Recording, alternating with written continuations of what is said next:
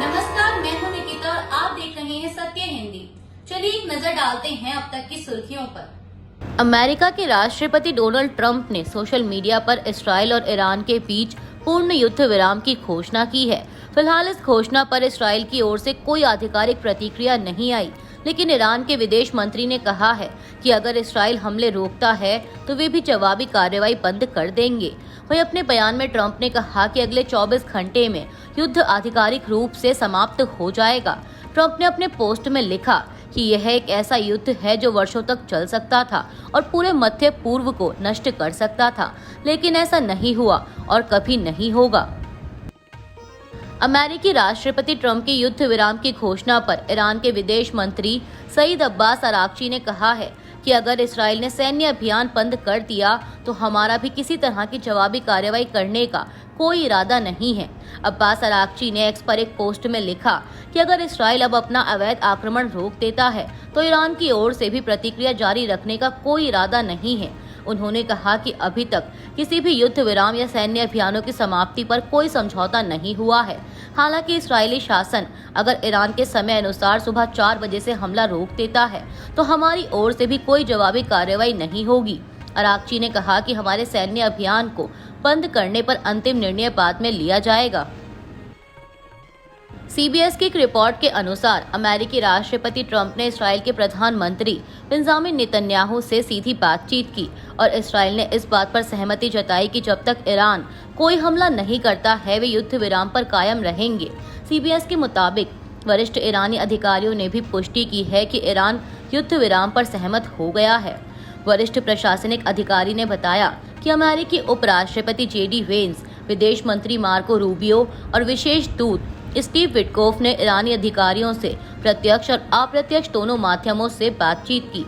वरिष्ठ प्रशासनिक अधिकारी ने बताया कि अमेरिकी उपराष्ट्रपति JD वेंस, विदेश मंत्री मार्को रूबियो और विशेष दूत स्टीव विटकोफ से ईरानी अधिकारियों ने प्रत्यक्ष और अप्रत्यक्ष दोनों माध्यमों से बातचीत की, जिसके बाद युद्ध विराम संभव हो पाया।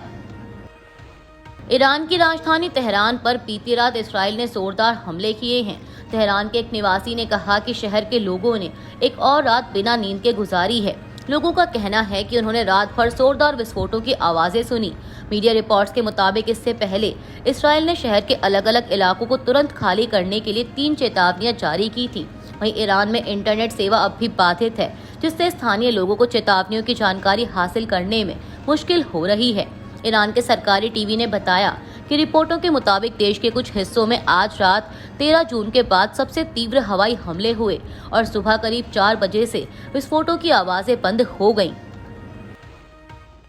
इस्राएली सेना ने अब से कुछ देर पहले एक्स पर जानकारी दी है कि ईरान की ओर से मिसाइलें दागे जाने के बाद वो अलर्ट पर है। IDF ने एक बयान में कहा कि कुछ देर पहले हमने ईरान से इस्राएल की ओर दागी गई मिसाइलों की पहचान की। खतरे को रोकने के लिए रक्षात्मक प्रणाली एक्टिव कर दी गई है। बयान में लोगों को निर्देश दिया गया है कि वे सुरक्षित स्थानों पर चले जाएं और अगले आदेश तक वहीं रहें। यह खबर ऐसे वक्त में आई है जब ट्रंप ने इस्राएल और ईरान के बीच युद्ध विराम की घोषणा की है। उसके बाद ईरान के विदेश मंत्री सैयद अब्बास अरागची ने कहा था कि ईरान अपनी सैन्य कार्रवाई सुबह 4 बजे बंद कर देगा और इस वक्त यानी बुलेटिन बनाने के समय अनुसार तेहरान में सुबह के 6 बज चुके हैं।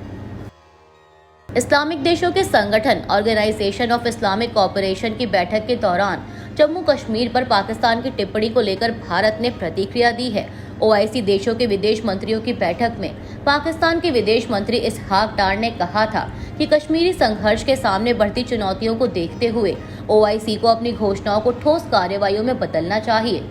इसहाक डार ने दावा किया था कि ऐसी रिपोर्ट्स हैं कि पहलगाम हमले के तुरंत बाद 2800 से अधिक कश्मीरियों को गिरफ्तार किया गया या पूछताछ के लिए बुलाया गया। पाकिस्तान के इस बयान के जवाब में भारतीय विदेश मंत्रालय की ओर से एक कड़े बयान में कहा गया है कि भारत OIC के विदेश मंत्रियों की परिषद की बैठक में भारत के बारे में अनुचित और तथ्यात्मक रूप से गलत संदर्भों को स्पष्ट रूप से खारिज करता है। भारत ने पाकिस्तान के इस कदम को OIC के मंच का दुरुपयोग बताया है। विदेश मंत्रालय ने कहा कि OIC के पास भारत के आंतरिक मामलों पर टिप्पणी करने का कोई अधिकार नहीं है, जिसमें जम्मू और कश्मीर भी शामिल हैं। OIC को गंभीरता से विचार करना चाहिए कि वह पाकिस्तान के प्रचार को अपने एजेंडे पर हावी होने और उसे राजनीतिक रंग देने की अनुमति क्यों दे रहा है। इसके साथ ही पहलगाम हमले के बाद भारत की सैन्य कार्रवाई को लेकर दिए गए बयान पर भी विदेश मंत्रालय ने जवाब दिया। विदेश मंत्रालय ने कहा कि भारत पाकिस्तान के इस निराधार आरोप को भी पूरी तरह से खारिज करता है।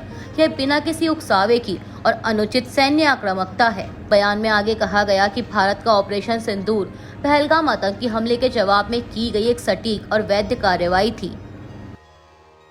महाराष्ट्र के मुख्यमंत्री देवेंद्र फडणवीस ने कहा है कि त्रिभाषा फॉर्मूले पर अंतिम निर्णय साहित्यकारों, भाषा विशेषज्ञों और राजनीतिक नेताओं सहित सभी हितधारकों के परामर्श के बाद ही लिया जाएगा।